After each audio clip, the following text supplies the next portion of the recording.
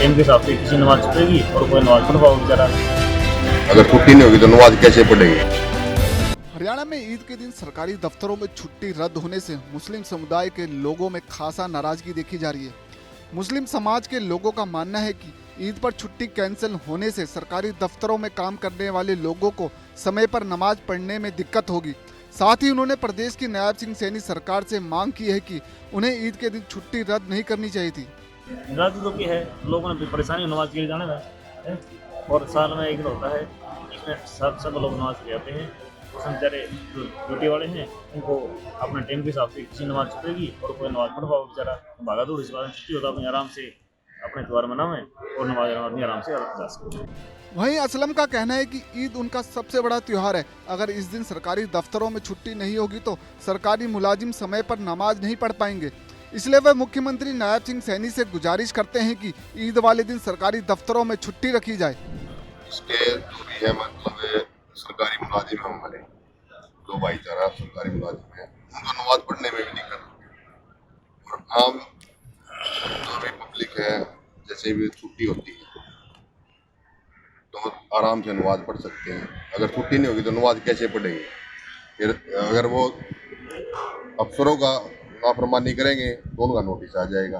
तो इसलिए हमारी तो सीएम साहब से यही रिक्वेस्ट है कि हर त्योहार की छुट्टी होनी चाहिए। ईद पर सरकारी छुट्टी रद्द होने से मौलाना नवाब मुख्यमंत्री नायब सिंह सैनी से बेहद नाराज दिखाई दिए।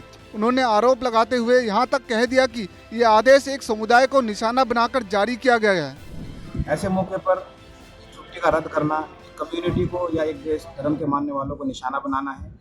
ऐसी भी कोई बात नहीं है कि दूसरा त्यौहार इससे टकरा रहा है। अगर टकरा भी रहा होता तो आगे पीछे कर लिया जाता है। छुट्टी रद्द ही करनी थी तो कम से कम उसमें थोड़ा सा इजाफा कर दिया जाता है कि जो ऑफिस का टाइम है वो बजाय 9 बजे के 11 बजे कर दिया जाता है और उस टाइम को आगे एडजस्ट कर दिया जाता है।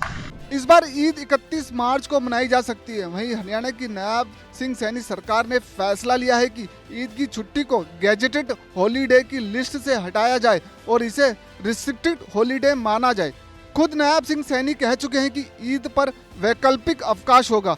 चूंकि वित्त वर्ष के समापन के दौरान कई लेन देन होते हैं, लिहाजा ईद की छुट्टी को रिस्ट्रिक्टेड हॉलीडे किया गया है। कोई अगर ईद पर छुट्टी पर जाना चाहता है तो उसे कोई पाबंदी नहीं है।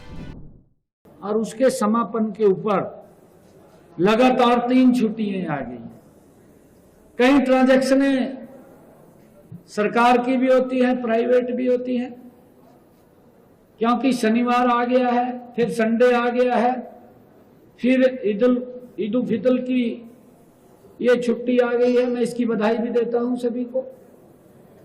परंतु क्योंकि इस फाइनेंशियल समापन के ईयर पर कई ट्रांजैक्शनें होती हैं, हमने उसको रिस्ट्रिक्टेड किया है।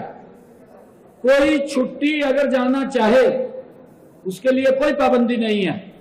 अब देखना होगा कि सूबे की नायब सैनी सरकार मुस्लिम समुदाय की मांग पर क्या कदम उठाती है।